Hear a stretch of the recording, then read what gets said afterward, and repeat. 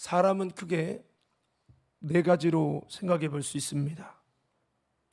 육에 속한 사람, 그 다음에 육신에 속한 사람, 그리고 영에 속한 사람, 그리고 불의 사람입니다. 육에 속했다는 것은 예수님을 믿고 거듭나지 않은 자연인을 말하고요, 성경적으로 보면 죽은 자라고 말합니다. 하나님의 생명에서 분리되어 있는 상태를 말합니다. 교회 다니는 교인이지만 아직 거듭나지 않은 죽은 자일 수 있습니다. 교회 다니면서 직분도 받고 세례도 받았지만 여전히 거듭나지 않은 자일 수 있습니다. 육에 속한 사람이죠. 이런 자들은 죄송하지만 천국을 갈 수 없어요. 그럼 우리가 교회 다니는 건 뭡니까? 육에 속한 자가 아니라 영에 속한 자가 되어지고, 이걸 위해서 우리가 교회 다니고 예배도 드리는 거예요. 근데 문제는 뭡니까? 교회를 수십 년 다니면서 여전히 육에 속한 사람으로 끝나는 것을 말하는 거죠. 이게 문제죠. 죽은 자에서 바뀌어지지 않는 거예요. 영적 주소가 바뀌어져야 되는데 바뀌어지지 않는 게 문제인 거예요. 병이 있을 수 있죠. 병원 다니면서 치료받으면 돼요. 근데 문제는 병원 다녀도 치료가 되지 않고 죽어가고 있다는 것은 심각한 거죠. 어떤 문제가 있고 암이 있어도 병원 가서 진단받고 치료받아서 점점 오전되고 좋아져서 통증이 사라지고 퇴원할 만큼 되면 이제 좋은 거죠. 오전에도 이야기했습니다만 수술해야 돼요. 수술 안 하면 안 되는 상황이에요. 염증이 너무 많이 퍼져서 수술해야 된대요. 그것도 나이도 많은데 80이 넘으셨는데 수술해야 된대. 얼마나 힘들겠어요. 그런데 갑자기 발을 디뎌보니까 조금씩 통증이 사라지더니 멀쩡해지기 시작해요. 진단을 해보니까 수술 안 해도 되겠는데 이상하네? 이게 되는 거죠.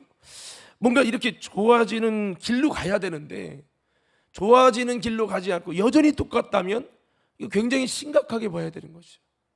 그 중증 치료자가 필요하고 그냥 통원 치료에도 이렇게 좀 정과 지켜보면 되는 사람이 있단 말이에요. 교회 다니는 것도 똑같아요. 우리가 편하게 예배드리고 교제하고 좋지만 아직 거듭나지 않은 상태, 아직 구원이 이루어지지 못한 상태, 아직 여러분 죽은 자로 하나님의 생명이 떠나 있는 상태라면 이거 되게 심각한 거거든요. 여러분 심각한 사람은 입원해야 되잖아요. 근데 본인이 입원 않겠대, 의사 말 안 듣겠대, 내 마음대로 하겠대. 방법은 하나죠. 죽는 길을 택하는 거죠.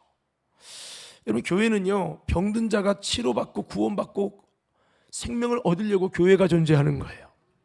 할렐루야. 여러분 회원수 늘려가지고 요즘 교회 좀 다녀주십시오, 굽시굽시라고 안 나올까봐 벌벌 떨고 이런 회원 관리하는 곳이 아닙니다. 교회는 죽어가는 멸망하는 심령이 예수 그리스도를 통해서 자신의 길을 발견하고 살 길을 찾고 예수 그리스도와 접촉됨을 통해서 산자가 되고 거듭나게 되어지고 영의 사람이 되어지고 성령께 붙잡힌 자가 되어져서 그에게 주신 하나님의 위대한 하나님의 부르심을 깨닫고 사명자로 살아가는 거, 이게 교회의 목적인 거예요. 그렇게 사명자가 될 때 여러분 그 인생의 등불이 빛이 확 비춰지면서 세상의 어둠을 밝히는 존재가 되는 거죠.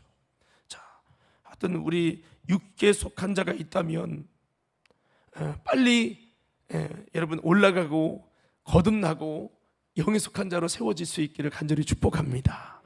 목사가 환자가 죽어가는데 방관하고 죽든지 말든지 내비두는 것은 그 방관죄예요. 목사가 어디서 흥분해야 됩니까? 나의 사적인 욕심을 채우기 위해 흥분하는 게 아니라 죽어가고 병들어 가는데 의사가 안타까워서 살리려고 하는데 그 환자는 너무 고집이 센 거야. 나한테 이래라 저래라 말하지 마셔. 고집을 부리고 당신 살기 위해서 이렇게 시키는 겁니다. 오해하지 말고 들으세요. 내 인생 내가 한다는데 왜 자꾸 당신이 의사면 나야? 막 이렇게 따지고 들면요, 답답한 거죠. 답답한 거야. 여러분 주님의 말씀을 통해 사는 길로 갈 수 있기를 축복합니다. 그래서 목사는 그 사람을 무시하는 게 아니고요, 그 영혼을 살려야 될 사명감을 갖고 있어요. 이거 돈이 문제가 아니라 한 영혼을, 그래서 연주팀도 마찬가지인 거죠. 연주팀들이 한 영혼이 살기를 바라고 저 영혼도 구원받아야 할 영혼이란 말이에요. 연주만 하러 온 친구가 아니란 말이에요. 그래서 살리기 위한 메시지 선포해야 되는데 이런 메시지는 대부분 주님과 분리되어 있는 육에 속한 사람의 특징은 이런 이야기는 부담스럽거든요. 예배 잘 드립시다. 부담스럽거든요. 예수 잘 믿읍시다. 부담스럽거든요. 잘못 믿으면 우리 지옥 갑니다. 우리 지옥은 가지 말아야 합니다. 부담스러운 거거든요. 여러분, 거룩한 부담감을 통해 생명의 길로 전환될 수 있기를 예수님 이름으로 축복합니다. 자, 그래서 육에 속한 사람이 있고, 전에 잠깐 말씀했습니다만 육신에 속한 사람이 있어요. 한번 따라서 육신에 속한 사람. 자, 어디에 속했다고요? 문자적으로 보면 육에 속했다는 말 아니라 육신에 속했단 말이야. 그게 그거 아닌가라고 할 수 있잖아요. 그렇죠? 맞아요. 그런데 성경에 이게 좀 분리가 돼 있어요. 왜 분리가 돼 있냐면 원어가 분리되어 있기 때문에 그렇습니다. 원어는 분리해서 설명하고 있어요. 대한민국은 단점이 여러분 죽었다, 뭐 간다라고 갔다라는 표현이 걸어가도 갔다, 맛이 가도 갔다, 죽어도 갔다. 여러분 여러 가지 갔다라는 표현이 다이어로 쓰입니다. 그러다 보니까 육신이나 육이나 뭐 그렇게 다 우리는 같은 용어로 생각을 하는데, 논문을 쓴다든지 중요한 문서를 할 때는 거기 한자 표기로 여기서 말하는 의도의 표현의 목적은 이겁니다. 더 붙여서 영어로는 이거고 한자로는 이거고 이렇게 좀 부연 설명을 해줘요. 왜냐하면 말하라고 하는 목적이 정확히 전달되기 위해서죠. 그래도 대한민국이 제일 세종대왕님이 서민을 위해서 한글을 만들다 보니까 단점이 뭐냐면, 충청도 말처럼 그려 했더니 그렇게 한다고 이해했는데 한다는 게 아니라 이해는 했고 그렇게 하진 않는다. 그게 그류라는 거죠. 이런 식의 발상의 오해 소지가 많이 되어지는 게 우리나라 언어가 됐어요. 그러다 보니까 대한민국에 전 세계적으로 사이비와 이단이 제일 많습니다. 이건 어쩔 수가 없어요. 언어 때문에 그런 거예요. 그러니까 성경에 기록된 언어만 갖고는 여러분 올바로 구원론, 올바른 성경적인 신앙을 여러분 다 알기가 쉽지 않아요. 물론 성경을 50독 100독 많이 하고 성령 받고 깨달음이 있고 분별력이 있으면 원어 공부 안 해도 돼요. 그래도 하나님이 알게 하세요. 할렐루야. 그러나 대부분 사람들은 이런 거 분별하기 어려워요. 그래서 목사가 필요한 거예요. 그래서 여러분 성경적으로는 이거를 이제 나름대로 육에 속한 사람, 육신에 속한 사람 분리를 해놨어요. 언어적인 부분에서는 더 구체적이죠. 그래서 제가 늘 말하잖아요.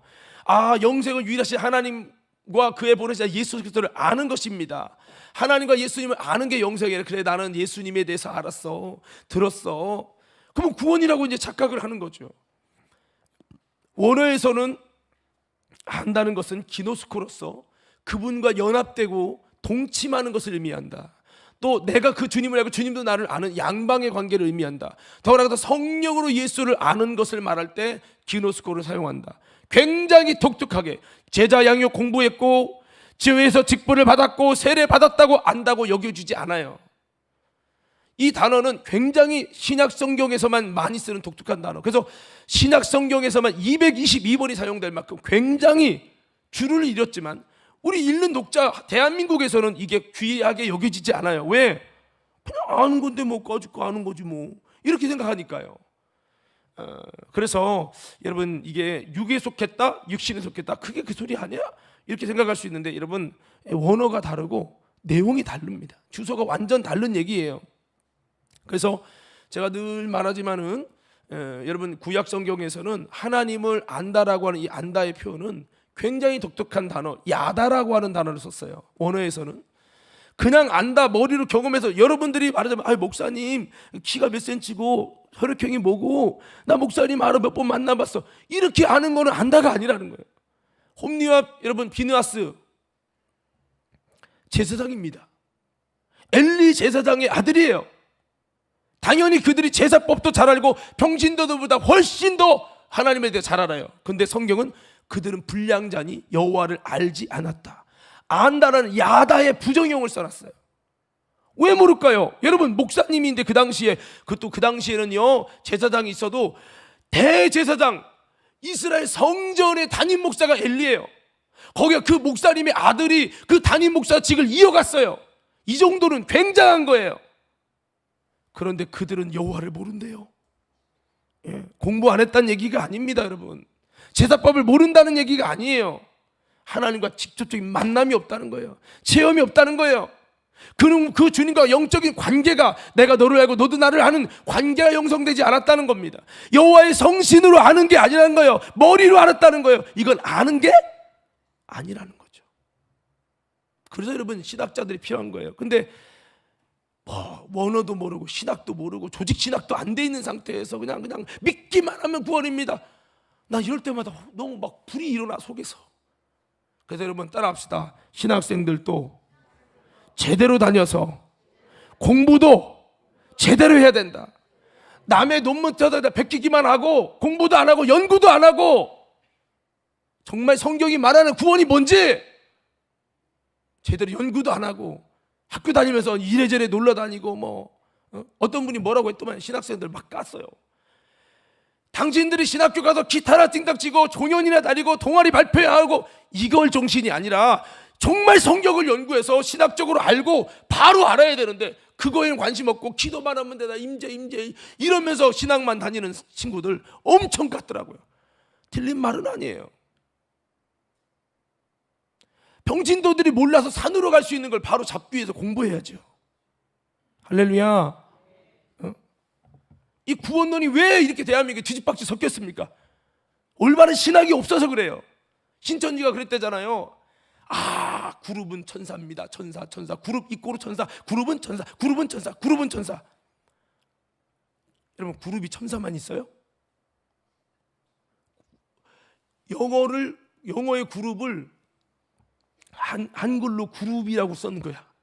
진짜 천사 그룹도 있지만 모임이라는 뜻의 영어의 그룹이라는 단어를 한국말로 그냥 표현해서 그냥 그룹이라고 표현한 거예요. 그런 거는 그렇게 이해를 해야 되는데 원어와 본질의 뜻이 뭔지를 생각도 안 하고 그냥 천사는 그룹이다. 천사는 그룹이다. 천사는 그룹이다. 원숭이 언덕이 빨갛다. 원숭이 언덕이 빨갛다. 빨간 거니까 나중에 백두산이다. 빨간 거랑 백두산이 무슨 상관이 있냐고요.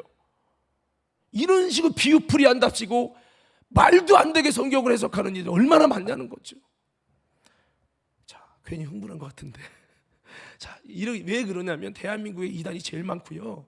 성경 해석을 저는 이렇게 생각해요. 마틴 루터 당시에 성경을 보급해서 평신도도 성경을 읽게 해줬어요. 그 이유는 하나예요.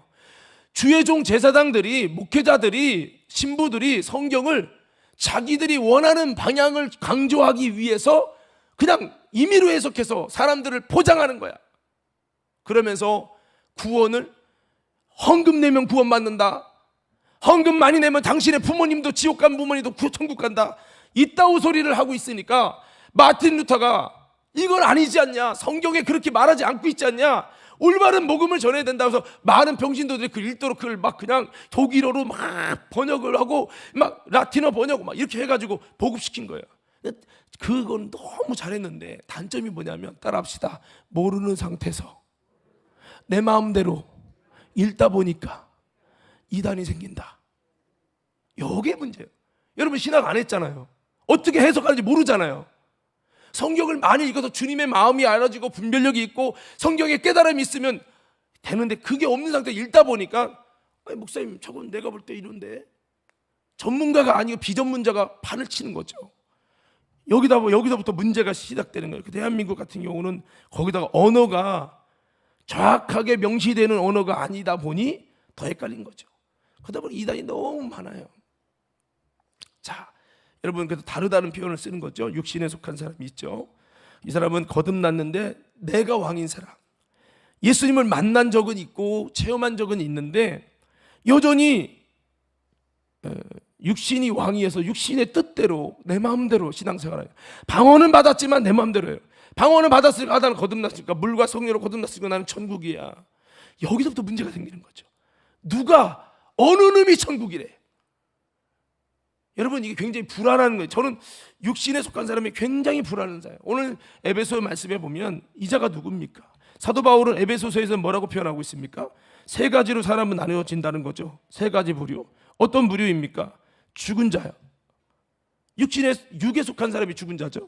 그 다음에 잠든 자. 잠든 자가 누구예요? 육신에 속한 사람이에요. 고린도 교회를 향해서 고린도전서 3장인가 여러분 보면은 너희는 여전히 육신에 속한 자로다. 너희가 여전히 싸우고 분쟁하고 그러니 너희가 육신까지 속한 사람이 맞다라고 바울이 표현합니다. 고린도 교회는 성령 받은 교회입니다. 거듭난 자들입니다. 은사가 많이 일어난 곳입니다. 기도하는 자들입니다. 나름대로. 근데 문제는 뭐냐면 육신에 속했다는 거예요. 그러니까 육이 왕이어서 주님의 뜻이 왕이 아니에요. 내가 왕인 거예요. 성령은 받았는데 내가 왕인 거예요. 교회 수십 년 다니는데 내가 왕인 거예요. 주인이 아직도 안 바뀌었어요. 이런 사람은 잠든 자라는 거예요. 주님의 음성을 말해도 못 들어요. 깨닫지도 못해요. 여러분 물어봅시다. 잠든 자가 구원 받을까요? 주님 오실 때 잠든 자가 구원 받을까요? 못 받을까요? 자, 대답 잘해보세요. 여기 쉬운 대답 아닙니다. 굉장히 이거 신학생들도 대답하기 어려운 거예요. 여러분 물어볼게요. 다시 한번. 주님 오실 때 잠든 자가 구원 받을까요? 구원 받지 못할까요? 자, 다시 얘기해요. 잠든 자가 육신에 속한 사람인데 이 자는 거듭은 났어요. 그러나 내가 왕인 사람이에요. 그러다 보니까 분쟁도 많고 그런 부분들이 많겠죠. 자, 그래서 정말 잠든 자는 예수님의 뜻대로 살아가지 못하고 하나님의 음성을 듣지 못하고 주님과 자꾸 소통이 잘 안 되는 거죠. 은혜 받은 경우 방언은 해요. 은혜 받아서 나름대로 하나님 계시다는 건 인정해요. 성경 말씀이 진짜라는 거 인정합니다. 거듭났으니까 나름대로 인정은 하죠. 그런데 여전히 그 말씀을 쫓아 살지 않아요. 예수님의 제자된 삶을 살지 않습니다. 왜? 잠들어서요. 여러분 잠든 사람에게 일어나 하면 대답은 해요. 그리고 일어나 안 일어나? 안 일어나잖아요. 잠든 자는 이와 같아요. 자, 다시 묻습니다. 잠든 신앙은 예수님 올 때 구원 받을까요? 못 받을까요? 손을 들어 표기를 해볼까요? 자, 되게 어려운 질문입니다. 받을 거라고 생각된다. 거듭났으니까. 괜찮아요. 틀려도 괜찮아요. 여러분 전문가가 아니니까. 나는 주님 오실 때 잠든 자는 구원받지 못할 거라고 생각된다. 손이 다 다르죠. 다시 두 번째 질문 해볼게요. 나는 잠든 자도 거듭났고 예수를 믿고 경험을 했기 때문에 그래도 그들은 구원받는다고 생각한다. 손 들어봐요. 한 명도 안 된대. 사실은 구원받을 수도 있고 못 받을 수 있지만 예수님께서 성경에 뭐라고 기록됐냐면 이 주님 오실 때 잠든 자들은 슬피 울며 이를 갈미 있으리라 이렇게 말씀하고 있어요. 여러분 성경에 보면 지혜로운 다섯 처녀가 있고 미련한 다섯 처녀가 나옵니다. 물어볼게요. 여러분 미련한 다섯 처녀 그러면 둘 다 처녀잖아요. 그러면 물어봅시다. 처녀가 둘 다 주인은 신랑을 기다렸잖아요. 그러면 신랑을 기다렸다는 말은 여기서 신랑은 예수님을 말하죠. 그리스도를 기다렸다는 거예요. 그리스도를 기다린다는 거는 그리스도를 믿었다는 거예요? 안 믿었다는 거예요? 믿은 거죠. 신앙생활 하는 거예요? 안 하는 거예요? 하지요. 아무나 안 기다려요. 신랑을 기다린다는 건 신부란 얘기예요. 신부의 신앙이어서 신랑 대신 그리스도를 기다려요. 그런데 뭐가 차이죠? 지혜로운 자와 미련한 자의 차이야. 그럼 어떤 기준으로서 지혜롭고 미련함이 남습니까? 기름을 준비한 자와 준비하지 않은 자로 바뀌어져. 이걸 바꿔볼게요. 여러분 깨어있는 자와 잠든 자의 차이예요. 그러니까 여러분 보세요. 깨어있는 자는 그 지혜로운 다섯 처녀 얘기 나오고 미련한 다섯 처녀가 막 기름 문 열어달라고 문 닫혔는데 막 이러잖아요. 슬피 울며 이를 감이 있으리라 그랬어요. 분명히 거기에 나름대로 교회 다니고 예수 믿고 나름대로 그리스도를 기다릴 만큼 신부예요. 신부가 아니고 불신자에게 한 게 아니란 말이에요. 그러면 미련한 것과 지혜로운 것의 차이는 뭐냐면 깨어있음과 깨어있지 않음의 차이라고요. 그러면 여러분 그 기다리다가 문이 닫혀서 못 들어간 사람들 미련한 다섯 처녀는 구원 받아요? 못 받아요? 여러분 대답 한번 해봐요. 한번 답을 한번 생각해봐요. 미련한 다섯 처녀는 구원 받아요? 못 받아요? 신랑을 기다렸다니까 신부라니까 못 받습니까? 그러면 거기서 깨어있는 거기서 그 말씀의 뒤에 보면 이와 같이 인자가 언제 올지 모르니 너희는 깨어있으라 이렇게 말씀했어요. 예수님이 깨어있으란 말을 얼마나 많이 반복한지 몰라요. 거듭나서 구원으로 가는 길은 맞는데 잠들어 버리면 큰일 나는 거죠. 사랑하는 성도 여러분, 저는 그래서 아주 불안하게 구원 근처까지 갔다가 열애당하는 자가 되지 않으려면 저는 여러분에게 이렇게 말씀드리고 싶어요. 여러분, 잠든 자의 신앙으로 살지 말고 깨어있는 자가 되십시오. 깨어있는 신앙이 되셔야 돼요. 미련한 다섯천은 아닙니다. 기름을 준비하는 것이 깨어있는 거예요. 자, 우리 옆 사람에게 인사합시다. 깨어있는 자가 됩시다. 이게 깨어있다는 것은 주인이 바뀐 거예요. 내가 주인이고 매사 모든 것의 결정이 나요. 그러니까 육신에 속한 삶을 사는 거죠. 그러니까 잠든 거예요. 사실 깨어있는 자는요, 주님과 연결이 되어 있기 때문에 주님이 말씀하시면 내가 나아가리다. 주님 뜻이 아니면 내가 멈춰서겠습니다. 깨어있는 자는 깨어있기 위해서 주님과의 그런 영적인 컨디션을 유지하기 위해서 깨어서 기도합니다. 이게 달라요. 그래서 육신에 속한 사람으로 끝나면 안 되겠다. 방언하고 은사받고 나름대로 나는 예수를 알아, 나는 제자입니다, 내가 그래보다 권사예요, 이게 뭐가 중요하냐고요. 그래서 여러분, 저는 여러분에게 부탁을 드리는 거예요. 교회 다니는 종교인 되지 마시고 깨어있는 성도가 되세요.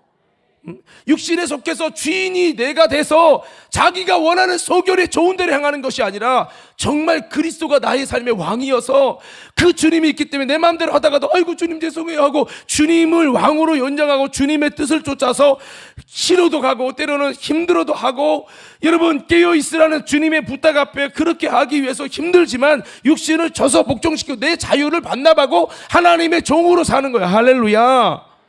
이게 깨어있는 거예요. 가만히 있고 내가 하고 싶은 대로 사는 게 깨어있는 게 아니에요. 신앙생활은 자유인데 목사님 왜 이래라 저래라 하십니까? 그게 아니에요. 깨어있는 것은 주님의 종이라는 거예요. 그 영에 속한 사람이 있죠. 영에 속한 사람은 거듭난 것 플러스 예수가 주인이요 왕이 된 사람이에요. 영에 속했기 때문에 이들은 주의 음성을 듣고, 아멘입니까?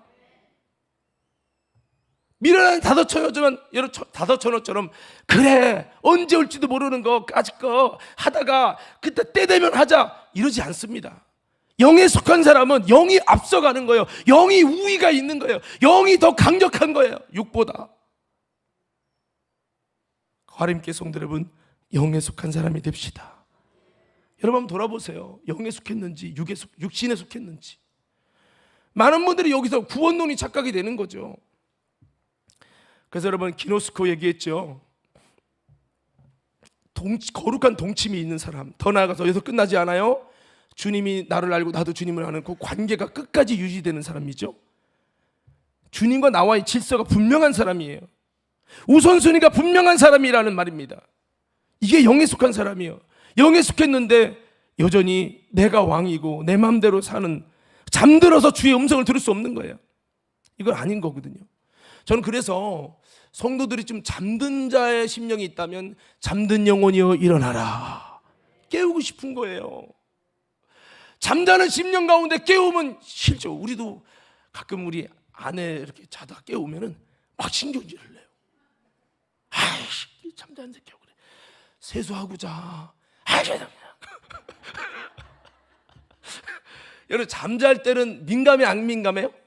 그래서 영적으로 잠든 자 깨우잖아요. 시험 듭니다. 권사님이 일어나요. 저 여기 보세요. 그러면 목사님 이게 되는 거예요. 여러분 제가 깨어있는 자는요, 혹시라도 졸아도 집사님 여기 봐요 그러면 아이고 너 졸았구나, 아이고 깨워줘서 감사합니다, 이렇게 되는 거죠. 여러분 깨어있으시기 바라요. 깨어있다는 건 주님과 통하는 거예요. 주님께 연결돼 주님의 음성이 들리는 거예요. 내가 지금 이런 시대에 핵이 떨어지기 일보 직전의 이 시대에 내가 어떠한 삶을 살아야 되는지 주님의 음성을 듣고 이 시대를 분별하는 거예요. 할렐루야. 여러분 영혼의 깊은 잠을 자고 육신이 편하는 대로 신앙생활 하는 게 중요한 게 아니에요. 여러분 육신은요, 저도 육신은요 편안하게 살고 싶죠. 근데 그러면 망해. 내 영혼 지옥 가. 저는 어떻게 보면요, 목사 된 게 감사해요. 나 아마 목사 안 됐으면은 예배도 잘 안 드리고 뺀지 그랬을지도 몰라요. 그래서 저는 감사한 거예요. 여러분 직분 얻은 것에 감사하세요. 목사님이 전화 오면 더 감사하세요. 감사하셔야 돼요. 여러분 탁권사님 아셨습니까? 전화 온다고 부담스러워하지 마시고, 여러분 제가 전화보다 더 좋은 게 뭔지 아세요? 주님의 사인이에요. 기도 안 하면 주님, 깨어있는 자는, 영에 속한 사람은, 야, 너 영에 속한 자잖아. 너가 기도 안 하면 누가 해? 이 시대를 봐라. 너 잠자면 안 돼. 정신 바짝 차려. 너 미련한 다섯천녀처럼 가고 있다. 너는 육신의 편에서 어쩔 수 없다는 프레임을 만들고, 너는 어쩔 수 없다는 그 이유를 가지고는 외치지만, 너 지금 영혼의 잠을 자고 있어. 너에게 주의 음성이 들리냐? 성령의 음성이 들려? 그분의 사인이 오니? 그게 안 느껴지거든. 너 지금 죽어가는 거야. 옛날에 그런 그 영화가 있어요. 그 등산을 그 에베레스트 산인가 막 가다가 어디 가다가 하룻밤을 지내야 되는데 잠들면 죽으니까 자지마. 자면 우리 다 죽어. 자지마. 자면은 얼어 죽는 거야. 그러나 이걸 깨어서 밤새서라도 피곤하지만 깨어 있으면 온도를 유지해서 사는 거야. 죽느냐 사느냐 문제 때문에 서로가 막 안 자게 막 말 시키고 말을 하고 하는 거야. 참 의미 있는 얘기예요. 여러분, 깨어 있어야 합니다. 늘 깨어 있으라. 잠들지 마라. 주님과 동행하라. 할렐루야. 깨어 있는 자는 주인이 있는 사람이에요. 그 주님이 여러분 그냥 두질 않아요. 주인이 있기 때문에. 주인이 말해도 안 듣는 사람은 이미 주인이 말아버려. 주님의 직접적인 음성을 들을 수 있다면 참 좋은데요, 그것이 안 되면 강단의 주의 종들을 통해서라도 들어야 돼요. 주의 종을 통해서 이야기해도 안 들으면 여러분 끝난 사람입니다. 끝난 사람. 위험한 거예요, 굉장히. 그래서 저는 육신에 속한 사람들이 교인들이 많이 있을 거 아니에요. 되게 걱정되는 거예요. 이게 좀 불안하고, 그래도 주님, 저를 거쳐간 사람인데 하나님 불쌍히 여겨주시고 하나님 저들이 영적으로 깨어서, 저는 우리 관임교회가 영에 속한 사람이 많아지기 원합니다. 깨어있는 자가 많아지기 원합니다. 영혼의 깊은 잠을 자니까 금요 집회 좀 나오세요. 그건 목사의 얘기로 들어요. 뭐가 뭔지 모르겠는 거야. 자, 이 불의 사람은 성령께 장악당해서 성령의 나타남이 있는 사람이죠. 잠들지 않는 사명자. 여러분, 영에 속한 사람, 더 나가서 하나님께 붙들려 쓰임 받는 사람, 여러분을 통해 하나님의 사명이 이루어지는 사람, 여러분 다 되길 예수 이름으로 축원합니다. 우리 다시 한번 옆 사람에게 인사합시다. 당신은, 다시 크게, 당신은 불의 사람이 되시고 잠들지 않는 사명자가 되시기 바랍니다. 할렐루야. 자, 그렇습니다. 성경은 여러 가지 분류해요. 죽은 자, 잠든 자, 깨어있는 자. 구원받는 사람은 결국은 깨어있는 자입니다. 육에 속한 사람, 육신에 속한 자, 영에 속한 자, 불의 사람. 구원받는 사람은 영에 속한 자, 불의 사람입니다. 그 사람이 이길 거예요. 하나님 주신 믿음은 이긴다는 거예요. 세상을 이긴다는 거예요. 성경은 말합니다. 모래 위에 세운 집이 있고 반석 위에 세운 집이 있어요. 여러분, 모래 위에 세운 집과 반석 위에 세운 집이 차이가 뭔지 아세요? 네? 말씀을 듣고 순종하는 사람이죠. 모래 위에 세운 집의 성경에 마태는 뭐라고 기록되어 있느냐 보면, 말씀을 듣고 은혜는 받지만 행동하지 않는 사람. 오늘 설교 듣고 은혜 받고 감동받을 수 있어요. 그것까지가 모래 위에 세운 집이라고요.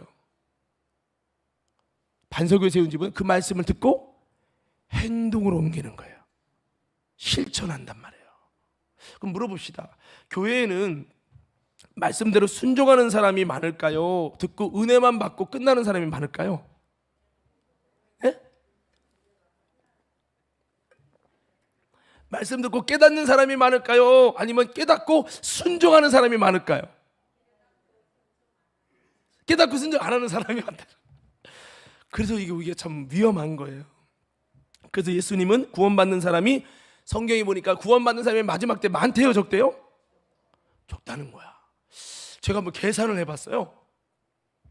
이 시대에 대한민국 가운데 감리교만 따졌을 때 한 200만 명의 교인이라고 칩시다. 그러면 한 교회에서 한번 따져요. 교회에서 100명, 만약에 우리 교회가 100명이라고 치면 100명 중에 5명, 5%라면 5명 구원받으면 우리 땅에 교회가 몇 개나 있을까요? 대한민국만. 지금 중부연회만 지금 800개인가 넘죠? 그러면 감리교 전체 따지면 그 한 1000개는 거의 될 거 아니겠어요? 다 여러분 장로교단, 침례교단 다 합하면 몇 개 교회가 돼요? 뭐 8천, 뭐 몇천 개가 되겠죠. 그러면 그냥 5 곱하기 몇천 개 하면 그 숫자만 해도 지금 시대 대한민국만 따져도 수천만 명이 될 거예요. 그러면 이거 플러스 전 세계로 확대해 봅시다. 곱하기 전 세계를 따지면 전 세계 구원받는 숫자, 지금 이 1925년도에 구원받는 숫자만 따져도 이게 엄청나게, 뭐 여러분 14만 4천 명, 적어도 대한민국만 따져도 14만 4천 명이 넘을 거예요. 전 세계로 따지면 엄청나겠죠. 그러면 생각해 봐요. 1970년대에 태어난 사람 있잖아. 1900년도에 태어난, 1910년도에 태어난 사람 있잖아요. 아니 1800년도에 태어난 사람 있잖아요. 여러분 1500년 태어난 사람이 있잖아요. 이 연도마다, 이 세대마다 인구를 따진다고 생각하면 5%만 구원받아도 어마어마한 숫자가 천국 갈 거예요. 예수님은 천국 갈 사람이 적대요. 현실적으로 한번 계산해 보라면 천국에 몇 명이 들어갈지. 매 해마다 사람이 태어나고 있잖아요.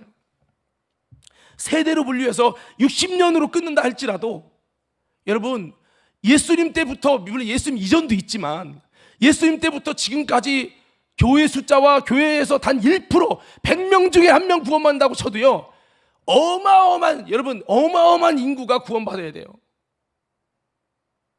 그러면 우리가 볼 때는 아유, 과림교회 적어도 30%는 구원받겠지 만 이렇게 여긴다고 했을 때 30% 안에 누구 들어갈 거예요?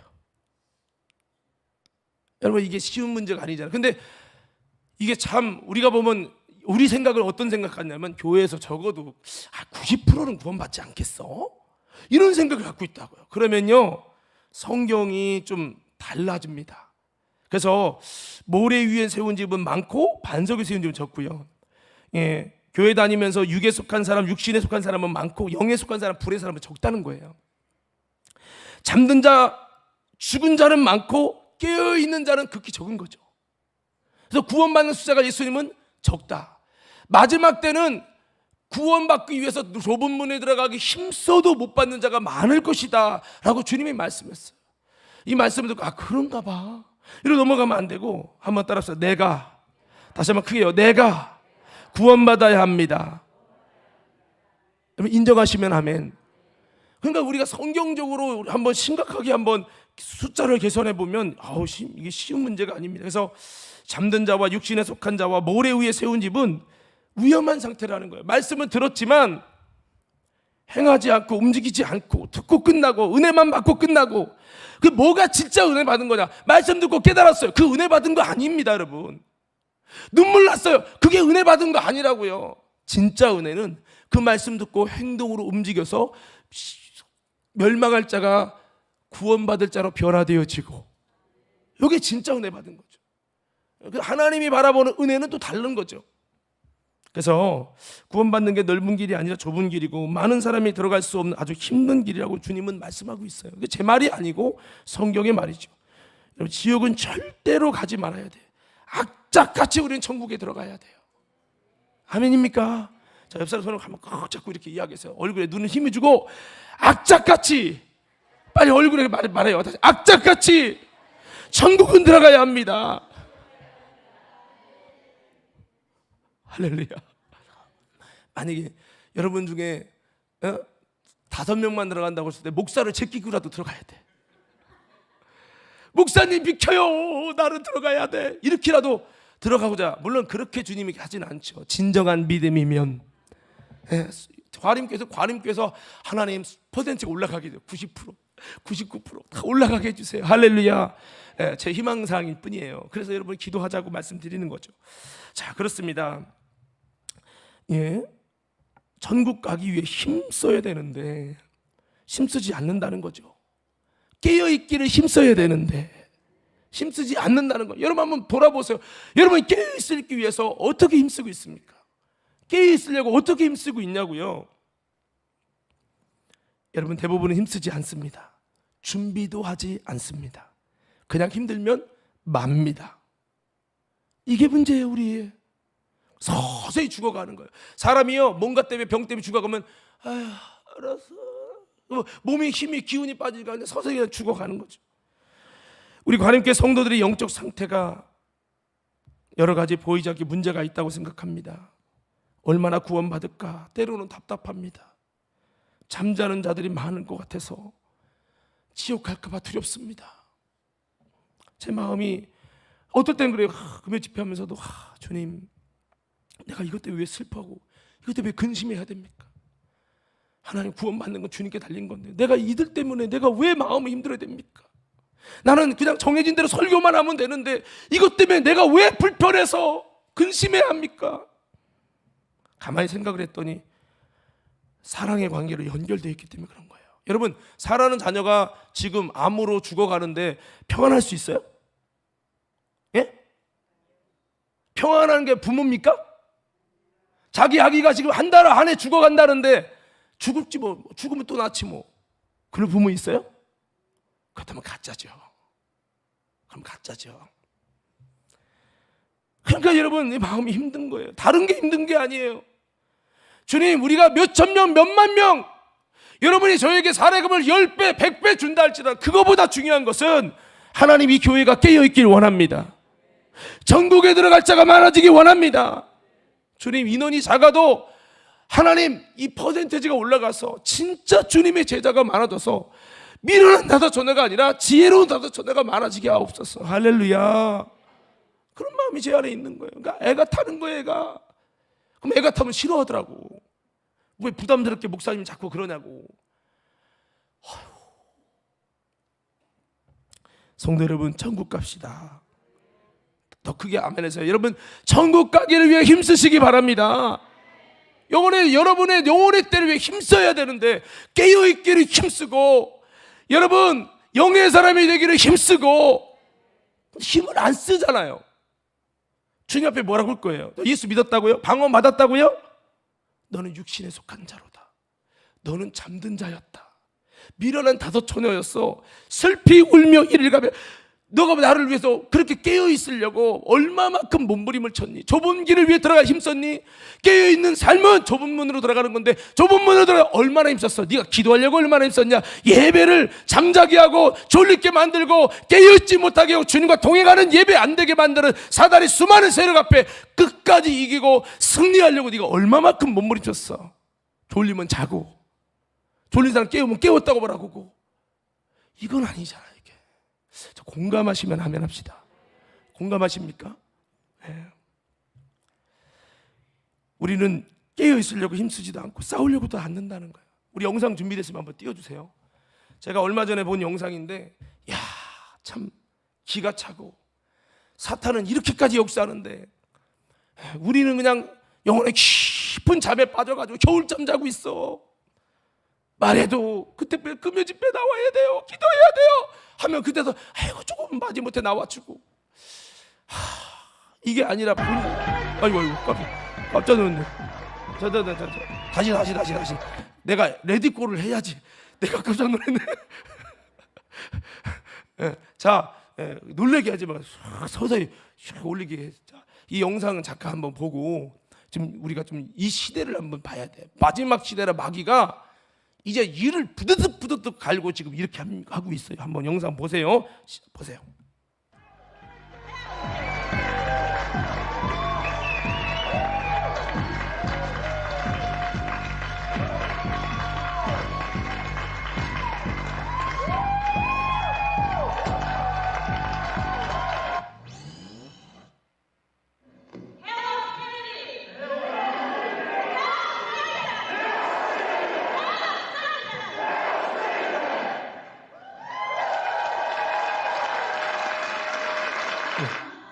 계속 보세요. 이게 사탄을 말하는 거. 사탄 숭배자면 이겁니다. 이거는 사랑이지만 이거 사탄이에요. 공연 찬양, 여러분 세상 음악 공연 앞에 이거 얼마나 외친 줄 아십니까? 대한민국도 성령책 찢는 거예요.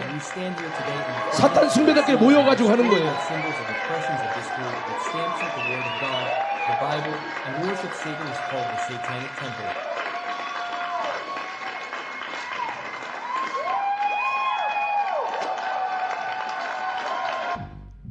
하나님의 말씀에 성경을 찍고 사탄을 숭배하는 단체의 이름은 사탄의 성전입니다.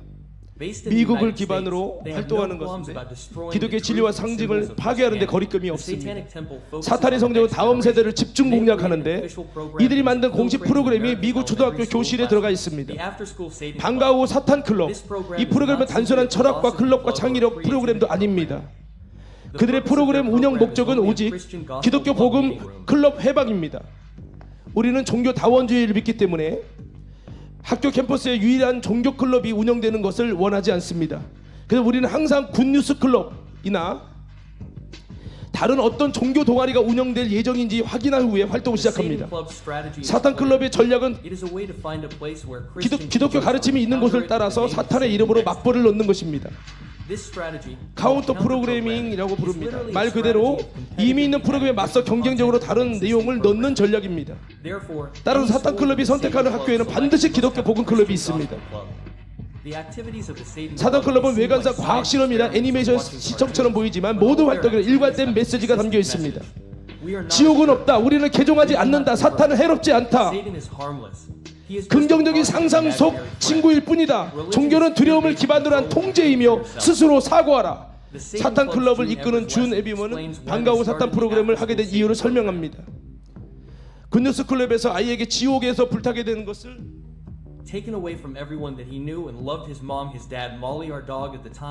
우리가 교회에 안 다니고 예수 그리스도를 마음에 받아들이지 않는다면 말이죠. 우리는 굿뉴스 클럽이 아이들을 개종시키고 전도하는 모든 것에 문제를 제기합니다. 방과 후 사탄 프로그램은 이런 일들을 하는 것. 사탄 조형물, 종교도 낙태, 공립학교 교실에 사탄 목회자를 배치합니다. 헌법 소송까지 했다는 거예요. 사탄의 성전이 운영하는 모든 활동은 공적 영역, 기독교 영역을 무너뜨리는 것을 목표로 가졌습니다. 유치원부터 초등학생, 최근 고등학생까지 대상을 넓히고 사탄 클럽을 운영한다는 거죠. 미국 캔자스에서는 이미 고등학교 최초의 애프터스쿨 사탄 클럽이 공식 승인됐습니다. 노골적으로 복음의 반기를 들고 다음 세대를 공략하는 사탄 주종 세력입니다. 아이들이 영혼과 진리를 지키기 위한 치열한 영적 전쟁이 벌어지고 있습니다. 글로벌 이슈였습니다. 자, 여러분, 이게 지금 미국의 학교들이 벌어지는 현상입니다. 어디만 세워지냐? 기독교 동아리가 세워지고 복음의 운동이 세워지는 곳마다 다 사탄 클럽을 세웁니다. 공식적으로 사탄 클럽에서 성경책을 찍고요. 사탄은 지금 이를 부드득 갈고 하고 있어요. 여러분, 이런 역사 앞에, 마이크 있다 여기서 가져가세요. 이런 역사 앞에 우리는 영혼의 깊은 겨울잠을 자고 있어요. 기도? 목사님, 신앙생활은 강요가 아니잖아요.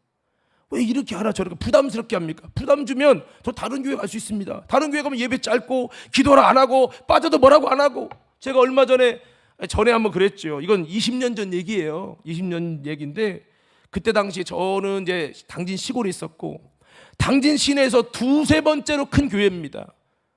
자기네 교회가 1년에 한 100가정 이상 들어오는데 70가정 이상은 뭐라고 얘기하냐? 저보고 주일 예배에 빠졌다고 뭐라고 한다든지 신방을 온다고 한다든지 뭐 충성봉사하러 간다든지 그러는 즉시 교회 나갑니다. 이거 서약 받고 등록했답니다. 20년 전 얘기예요. 지금 교회가 이렇게 되고 있어요. 여러분, 지금 겨울잠 잘 때입니까? 깨어 할 때입니까? 깨어 기도할 때예요. 지금 여러분 아시잖아요. 지금 핵이 터지기 일보 직전까지 지금 계속 가고 있는 거. 전 세계적으로 이제 핵을 만듭니다. 지금 이란과 이스라엘 전쟁 난 거 핵 때문에 그런 거잖아요. 이제 북한이 이미 이제 전쟁을 다 익혔고 중국과 러시아가 손잡고 북한 손잡을 것이고 이란 손잡을 것이고요. 그러면 뻔히 결정됐잖아요. 공산주의와 이슬람 같이 묶고요.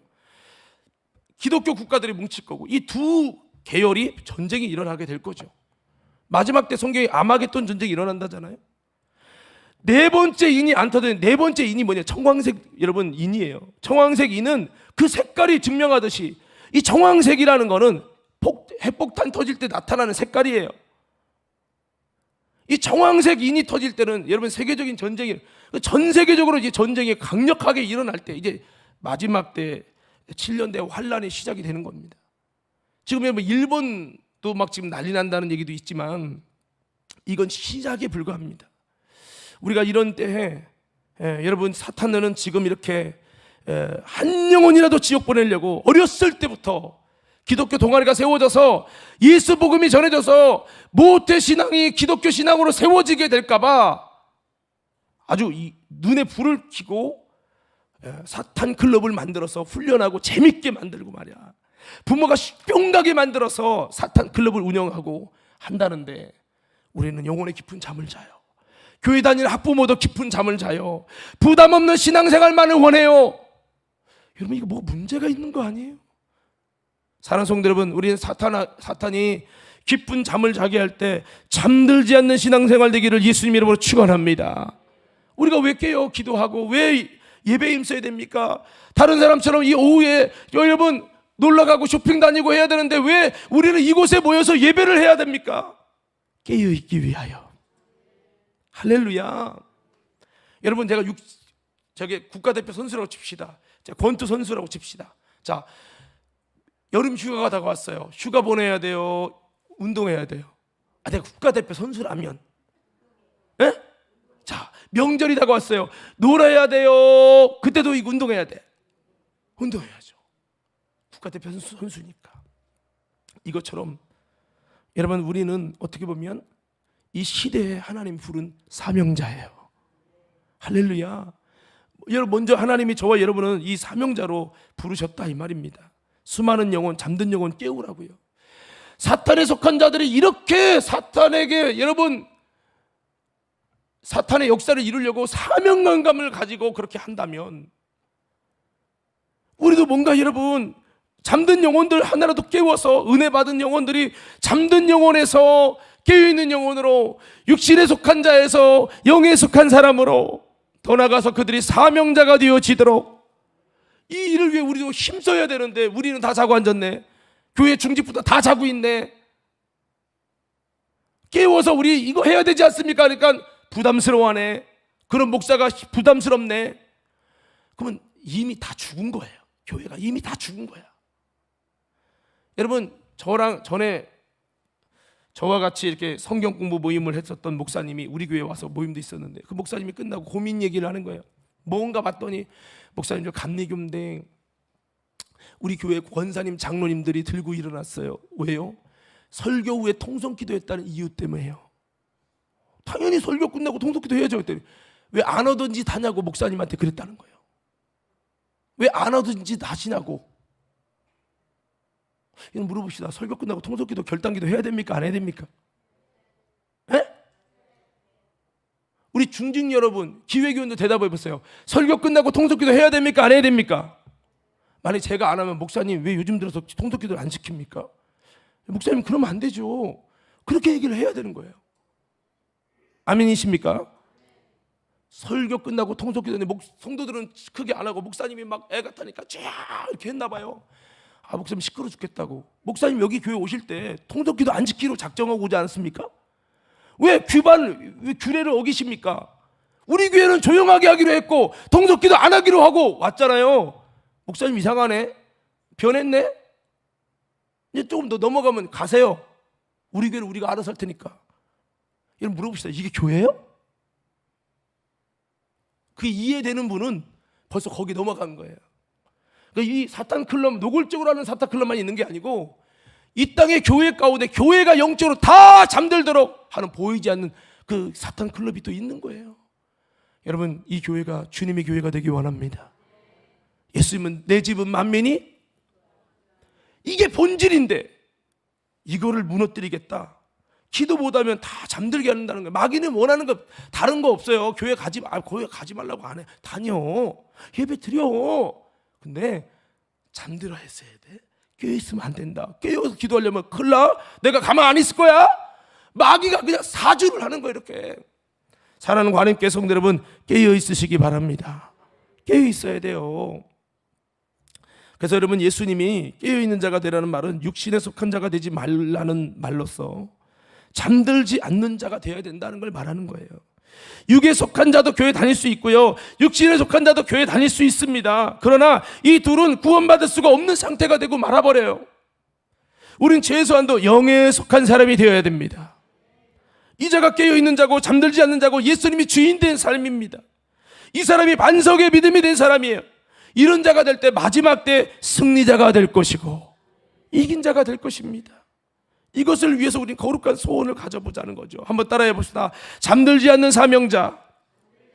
아주 크게 좀 해봐요. 사모하는 마음으로. 깨어있는 신앙생활, 살아있는 영적 생활, 이기는 신앙생활, 산 믿음의 소유자가 되자.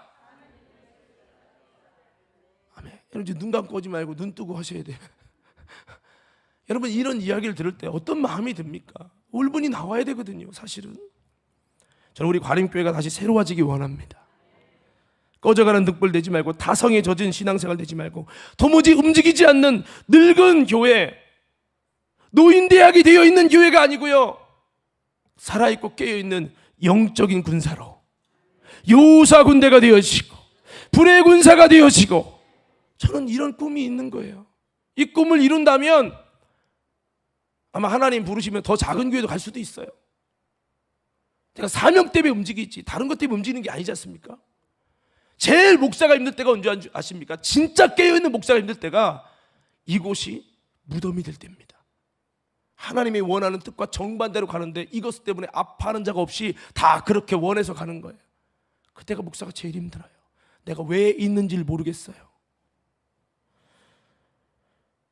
마지막 때 누가 구원받느냐? 잠들지 않고 깨어 있어야 된다는 거죠. 잠들게 하는 자가 누구입니까? 마귀죠, 사탄이죠, 귀신이죠. 우리는 잠자는 자 가운데 일어나길 원합니다. 할렐루야. 예수님께서 깨우시고 계세요. 깨우는 일을 위해 하나님의 일꾼들을 세우고 사명자를 세우고 계신다는 거죠. 육신에 속한 자가 돼서 여러분 우리가 그냥 가만히 있을 것이 아니고 이제는 육신에 속한 자에서 영에 속한 자로 바뀌어져야죠. 주인 바꾸기가 이루어져야 되고요. 내가 마귀의 손을 잡아 잠들 수도 있고요, 예수님의 손을 잡아서 깨어날 수도 있는 거예요. 선택의 기로에 있는 겁니다. 지금 잠들었다고 낙심하지 마세요. 주님이 손 내밀고 계세요. 할렐루야. 주님이 여러분에게 비전을 주시고 주님이 그 마음의 소원을 말하고 싶은 거예요. 여러분 어떤 교회를 원하십니까? 잠들어가는 교회를 원하십니까? 쉽고 편한 교회를 원하십니까? 아니면 조금 내 육신이 어려워도 영적으로 이 마지막 시대에 깨어있고 잠들지 않는 사명자가 되는 것을 원하십니까? 무엇을 원하시나요? 답을 하지 마세요. 여러분 어떻게 해야 됩니까? 여러분 주님의 손을 잡으십시오. 할렐루야. 깨어있기 위해서 우리가 어떻게 해야 됩니까? 기도해야죠. 할렐루야. 마귀는 기도 못하게 약을 칠 겁니다. 예배 깨어 못 드리게 약을 칠 거예요. 인본주의 좋아하고 영혼의 깊은 잠을 자는 미련한 다섯 처녀처럼, 이 권사님 여기 봐요, 여기 봐요. 그냥 이런 설교하면 관심도 없고 그냥 나랑 상관없는 얘기니까 빨리 끝나라, 그게 제일 은혜롭다, 이래버리면 안 되는 거죠. 할렐루야. 자, 이제 말씀을 마무리할게요. 다음에 이어가도록 하고요. 자, 오늘 성경의 말씀이 에베소 5장이냐 새벽 예배도 말씀을 많이 하고 있는데, 이것이 우리가 마지막 때 깨어 있을 수 있는 방법이 여기 나와 있습니다. 이게 바로 영적인 삶을 사는 건데요. 제가 사실 이 부분을 지난번에 설교하면서 결론을 좀 내려고 했는데 어차피 좀 딜레이가 됐기 때문에 제가 따로 이렇게 말씀을 드리려고 한 건데요. 자, 우리 한번 에베소 5장 한번 읽어보도록 하겠습니다. 자, 우리 에베소 5장 몇 절이냐면 14절부터 읽어봅시다. 14절부터. 자, 깨어있기 위해서 정말 마지막 때 주님 오실 때 내가 깨어있는 자로 발견되려면 이렇게 살아내려고 해야 됩니다. 쉽지는 않아요. 자기 자신과의 싸움이 필요해요. 오늘 낮의 말처럼 영적인 게으름주의자가 되면 절대로 이길 수가 없습니다. 학생이 노력하듯이 피곤해도 학교 가야 되듯이 우리가 그렇게 나를 하나님의 뜻에 복종시키고 깨어있으려고 몸부림치는 거룩한 수고가 필요한 거죠. 믿음의 삶이 필요하다 이 말이죠. 14절부터 읽겠습니다. 시작. 그러므로 이르시기를 잠자는 자여 깨어서 죽은 자들 가운데서 일어나라. 그리스도께서 너에게 비추이시리라 하셨느니라. 그런즉 너희가 어떻게 행할지를 자세히 주의하여 지혜 없는 자 같이 하지 말고 오직 지혜 있는 자 같이 하여 세월을 아끼라. 때가 악하니라. 그러므로 어리석은 자가 되지 말고 오직 주의 뜻이 무엇인가 이해하라. 술 취하지 말라. 이는 방탕한 것이니 오직 성령으로 충만함을 받으라. 시와 찬송과 신령한 노래들로 서로 화답하며 너희의 마음으로 주께 노래하며 찬송하며 범사에 우리 주 예수 그리스도의 이름으로 항상 아버지 하나님께 감사하며 그리스도를 경외함으로 피차 복종하라. 아멘. 자, 이제 10분 안에 말씀을 마치는데요. 여러분, 이 내용이 뭐냐면 어떻게 살면 영적인 삶을 살아서 깨어있는 자로 세워질 수밖에 없는가에 관한 이야기예요. 그냥 되는 대로 사는 게 아니에요. 우리가 깨어있는 신앙생활을 하려면 되는 대로 사는 게 아니에요. 어떻게 행해야 될지 자세하게 주의해야 돼요. 아멘입니까? 예. 그래서 여러분, 이 첫째가 바로 이거죠. 우리의 삶과 행동이 달라져야 됩니다. 단순히 예배드리고 단순히 기도하고 단순히 말씀 듣고 단순히 헌금하고 충성하고 봉사만 하면 되느냐? 아닙니다. 우리의 삶은 예배당 밖에서도 깨어있는 삶이 되어야 되는 거예요. 삶의 변화가 신부로서 나타나야 된다는 거죠. 잠자는 자와 깨어있는 자의 차이가 뭘까요? 예? 잠자는 자는 어떻게 있어요? 그냥 누워있잖아. 말도 못 듣고 행동도 일어나지 못하고 움직이지 못해요. 아무 행동에, 우리 연주자들이 잠들었다고 하면 여기 못 나왔을 거 아니에요. 반주도 못 할 거 아니에요. 아무것도 사명을 감당할 수가 없는 거예요. 머리를 해야지 알는데 알았어 가야 되는데 피곤해서 오늘 어쩔 수 없어 오늘 잘 거야 에이 모르겠다 자자 잘리면 잘리는 거지 이러고 가는 거예요. 이게 잠든 자의 특징입니다. 내가 만약에 잠들었으면 오늘 설교를 못 하겠죠. 해야 된다는 건 중요한 건 알아. 잠든 자의 특징 중요하다는 건 알아요. 근데 움직이지 못해요. 이게 잠든 자의 특징이에요. 깨어있는 자는 행동하게 됩니다. 움직이게 됩니다. 말만 하지 않아요. 그러니까 우리의 삶과 행동이 달라져서 깨어있는 자의 모습이 나타나야 되는 거죠. 잠든 자의 행동이 아니라 언젠가 깨어있으면 하겠지 뭐 하게 될 날이 올 거야 그때 되면 하겠지 뭐 잠든 자입니다. 잠든 것도 잠깐 잠든 거랑 영혼의 깊은 잠을 자는 겨울잠 자는 건 달라요. 뱀이 겨울잠 잡을 때 건드리면요 어떻게 대응도 못해요. 잠이 취해가지고요. 지난번에 은비가 다리를 다쳐왔어요. 너 왜 다쳤니? 했더니 뭐 수업 시간에 어떻게 뭐 좀 자습이 있어서 잤다나? 자다 일어났는데 몸에 힘이 쭉 빠져가지고 발을 잘못 디뎌서 발이 인대가 늘어났다나 어쩌다나. 자고 일어나고 정신 못 차리다가 잘못 걸어서 삐죽해가지고 발이 인대가 늘어서 기부스로 오게 된 거죠. 여러분 잠자다가 잠이 덜 깬 상태로 뭐 하다 보니까 자꾸 시험 드는 거예요. 사랑하는 성도 여러분 빨리 깨어나길 원합니다. 깨어나셔야 돼요. 언제까지 여러분 잠을 잘 겁니까? 행동이 달라져요. 잠자는 자가 아니라 깨어있는 자는 행동이 다릅니다. 내가 어떠한 삶을 살아야 될지 이 마지막 시대에 깨어있는 자는 어떠한 삶을 살아야 될지 고민하는 거예요. 돈을 따라가는 게 아닙니다. 성공을 따라가는 게 아닙니다. 질세를 따라가는 게 아닙니다. 나의 행복을 따라가는 것이 아닙니다. 사명을 따라가십시오. 이 말이 어색하다면 잠들어 있는 거예요. 너희가 어떻게 행할지 자세히 주의하여 지혜 없는 자 같이 하지 말고 지혜 있는 자 같이 하여 세월을 아끼라. 때가 악하니라. 그러면 어리석은 자가 되지 말고 주의 뜻이 무엇인가 이해하라. 주님의 뜻도 이해도 못하고 살고 있네. 여러분 한번 물어보세요. 여러분 교회 다니면서 주님의 뜻이 이해하고 있습니까? 주님의 뜻이 지금 이 시대를 향해 어떤 마음인지 알고 계세요? 그 알고 대처하고 있는 겁니까? 여러분의 삶은 무엇을 위해서 바쁩니까? 무엇을 위해서 열심히 땀내고 있습니까? 그게 주님의 뜻과 방향입니까? 아니면 내가 원하는 방향입니까? 그냥 장로님이니까 교회 다니고 안 오면 목사님 전화 올 것 같으니까 오고 이건 아니잖아요. 여러분이 주님의 제자가 되기 원하고 주님의 신부로서 깨어있기 때문에 여러분 청년인데 지금 20세 넘고 30세 넘었는데 일도 않고 맨날 집에서 잠만 잔다고 생각해 보세요. 그거 보는 부모의 마음이 어떨까요? 1년, 2년, 5년 또 잤어. 아무것도 안 해. 집에서 주는 밥만 먹고 잠만 자고 게임만 해. 여러분 그 보는 부모 차라리 나가서 뭔가 돼. 나한테 손 기대지 마 할 거 아니겠습니까? 여러분 우리가 주님의 영광을 위해서 일하는 자가 되기 원해요. 사명자가 되기 원해요. 할렐루야. 그러니까 먼저 잠부터 깨야죠. 잠자고 있는 은비에게 너 내가서 뭣도 하고 이것도 해, 이것도 할 의지도 없고 하고 싶은 마음도 없고 일어나고 싶지도 않아. 너 예배라도 가야 되는 거 아니야? 빨리 일어나. 나 피곤해 죽겠어. 아빠 나한테 뭐라고 하지 마. 피곤했단 말이야. 야 그래도 예배, 주일 예배는 드려야지. 나도 싫은데 어떡하라고. 깨우다 끝나.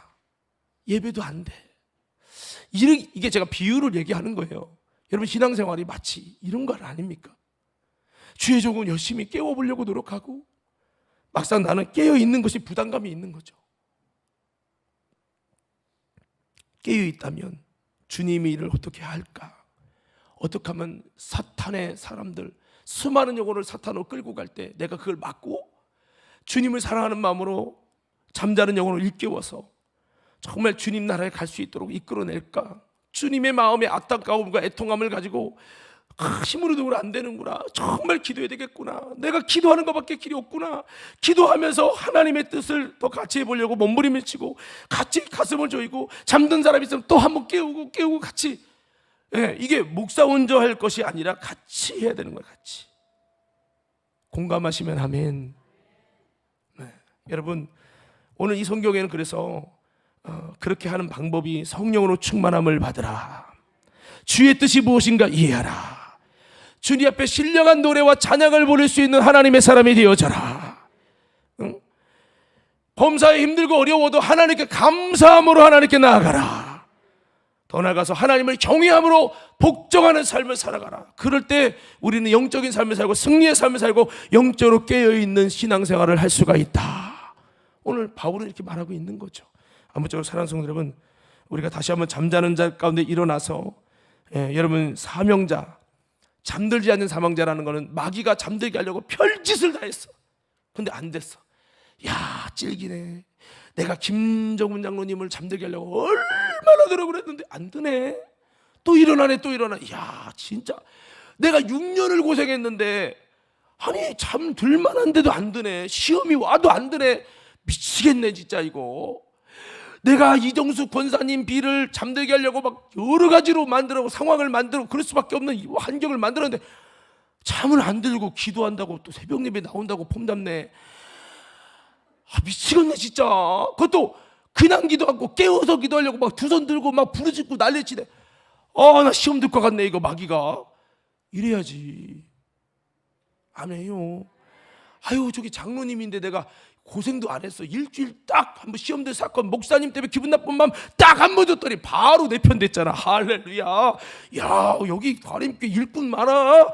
잠들 수 있는 사명자, 나를 위한 사명자가 너무 많아. 아주 황금이 너무 많아. 건드리기만 해. 때로는 길어야 한 달만 건드리면 돼. 사업 조금 안 되게 만들면 바로 나한테 붙어. 내게 한 번 붙으면 사명가 갖고 몇 년 동안 일해. 와 여기는 황금알이야. 황금 터전이야. 여기는 얼마든지 내가 일하면 마진이 많이 남는 곳이야. 이러면 안 되죠. 우리 외쳐봅시다. 주여. 크게 좀 해봐요. 주여 사명자가 되게 하소서. 다시 한번 잠들지 않는 사명자가 되게 하소서. 여러분 이 세상이 점점 잠들게 할 겁니다. 스마트폰이 잠들게 할 거고 주변 환경이 잠들게, 세상의 모든 걸 총동원 해서 여러분 잠들게 만들 거예요. 그 어떤 순간에도 잠들지 마시옵소서. 잠들지 마세요. 잠들지 말아라. 주님과 동행하라. 여러분 다시 한번 나머지 자세한 부분들은 여러분 새벽 영상을 좀 보시고 또 기회 된다면 제가 여러분과 함께 나누도록 하겠습니다. 이 잠들지 않는 신앙생활을 어떻게 살아가는 건지 구체적으로 우리가 모르면 깨어있는 신앙생활, 잠들지 않는 사명자 될 수 없습니다. 오늘 이 시간에 하나님의 은혜를 사모하면서 주님 내게 성령으로 충만함을 부어 주시옵소서. 잠들 수 없는 예수 그리스도의 DNA를 부어 주시옵소서.